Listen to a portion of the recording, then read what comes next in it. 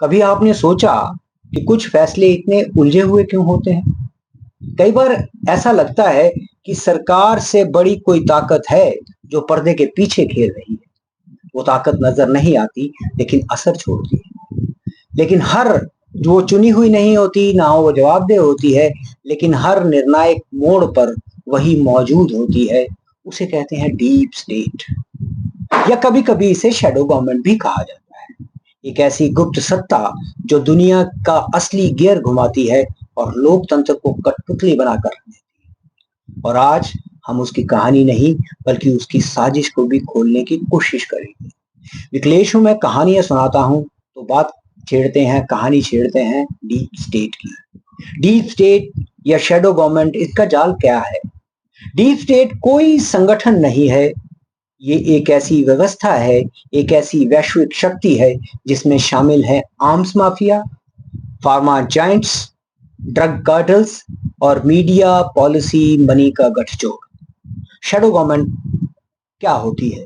Shadow government यानी कि पर्दे के पीछे की सरकार, जो संविधान से बाहर सत्ता को अंदर से नियंत्रित करती है। जॉर्ज सोरोस जैसे अरबपति, जिनका एक ही लक्ष्य है कि राष्ट्रवाद को खत्म करना और खुले समाज के नाम पर अस्थिरता फैलाना। उन्होंने खुले तौर पर यह कहा कि India is a hurdle to global liberalism. उनके फाउंडेशन और एनजीओ नेटवर्क भारत में नहीं, पूरे विश्व में विचारधारा को बदलने की एक सॉफ्ट वार छेड़ चुके हैं। डीप स्टेट का लक्ष्य क्या है? विश्व को और खास तौर पर भारत को भीतर से उलझाना, ताकि वह कभी आत्मनिर्भर ना बन पाए। उनका एजेंडा है युवाओं को नशे और डिजिटल डिस्ट्रैक्शंस में फंसाना। डिजिटल डिस्ट्रैक्शन बड़ा है, डिजिटल डिस्ट्रैक्शन में फंसाना और बड़ी बात है। सेना, वैज्ञानिक संस्थाओं और न्याय प्रणाली पर अविश्वास फैलाना।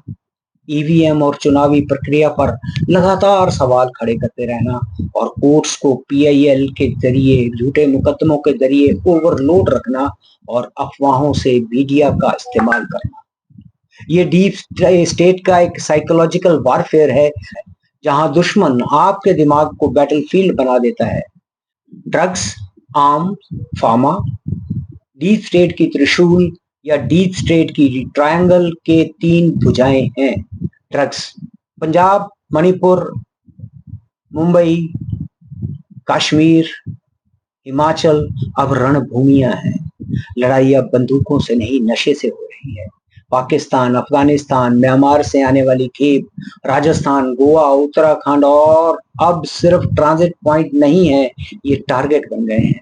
इंस्टाग्राम की गेमिंग एप्स, उस पर नशे का जाल बिछाया जा रहा है, और ये है नारकोटिक कलोनियलिज्म, जहां पीढ़ी को खोखला किया जाता है। आर्म्स लॉबी, पर्दे के पीछे की जंग। क्या आपने सोचा कि हर बार जब भारत कोई इंडिजिनियस हथियार बनाता है, तो कहीं कोई ना कोई विवाद क्यों खड़ा कर दिया जाता है?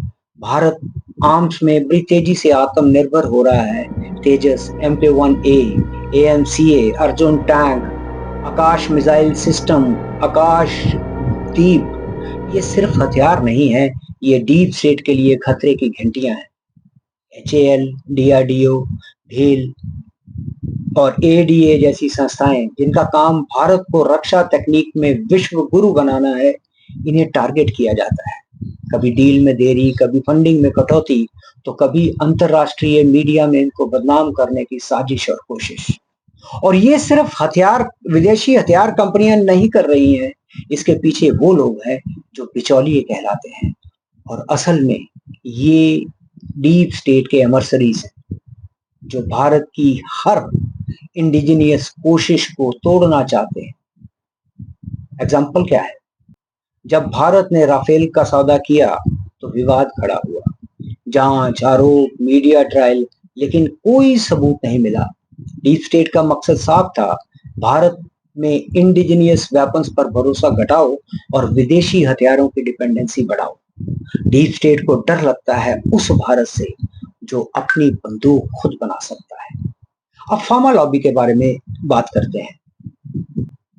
जब पूरी दुनिया कोविड से लड़ रही थी, तब भी कुछ कंपनियां मुनाफा गिन रही थी और भारत ने कोवैक्सीन बनाई तो सवाल उठे, मंजूरी रोकी गई और अफवाहें फैलाई गई। क्यों? डब्ल्यूएचओ ने कोवैक्सीन को अप्रूव करने में महीनों की देरी की, जबकि फाइजर और मॉडर्ना को बिना पारदर्शी डाटा के ग्रीन सिग्नल दिया गया। और न्यूयॉर्क टाइम, द लैंसेट जैसे जर्नल्स में भारत की वैक्सीन पर ट्रस्ट इशू बनाए गए, जबकि भारत ने दुनिया के 100 में से ज्यादा देशों को वैक्सीन भेजी। तो डीप स्टेट की गोली जो है बंदूक से नहीं आती, वो इंजेक्शन की नोक पर दिमाग बदलती है। और सोचिए, अगर भारत की कोवैक्सीन विफल होती तो क्या होता? भारत फिर से फार्मा जो माफिया है इसकी मुट्ठी में होता। भीतरी घुसपैठ, चुनाव, हर चुनाव पर ईवीएम पर सवाल, चुनाव आयोग पर अविश्वास, डेमोक्रेसी को कमजोर करने की कोशिश। क्योंकि जब जनता लोकतंत्र पर भरोसा खो देती है तो डीप स्टेट की पहुंच मजबूत होती है। अदालत से ये कैसा वार चल रहा है, पीआईएल की बाढ़ है, हर आतंकी या देशद्रोही केस में वही वकील, वही तर्क, और कोर्ट्स को एक ऐसा मैदान बना दिया गया है जहां राष्ट्र ही आरोपी बन जाए। बीबीसी, न्यूयॉर्क टाइम्स, अल जजीरा से लेकर कुछ भारतीय मीडिया प्लेटफॉर्म तक कोऑर्डिनेटेड नैरेटिव कि भारत का लोकतंत्र खतरे में है, भारत जो है असहिष्णु है, ऐसा वारफेयर चलाया जाता है, ऐसी बातें चलाई जाती हैं। और फैक्ट चेकिंग के नाम पर एजेंडा चलाना, यूट्यूबर्स और इन्फ्लुएंसर का इस्तेमाल करना, यही है आज का डिजिटल प्रोपेगेंडा। ऑपरेशन सिंदूर, डिजिटल इंडिया, डीबीटी यानी कि direct benefit transfer, make in India और युवा शक्ति, इन्होंने मिलकर ये जो डीप स्टेट है इसकी कमर तोड़ कर रख दी है।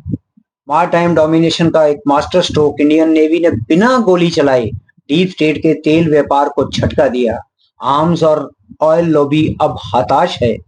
डिजिटल इंडिया और डीबीटी के माध्यम से 2.7 लाख करोड़ की लीकेज रोकी गई, बिचौलिए गायब हो गए और डीप स्टेट की जो रीढ़ की हड्डी है वो टूट गई। Make in India, AMCA, Tejas, Tejas MK2, स्वदेशी ड्रोन्स, और अब भारत ग्लोबल आर्म्स एक्सपोर्टर बनने की ओर कदम बढ़ा रहा है और काफी आगे बढ़ गया है।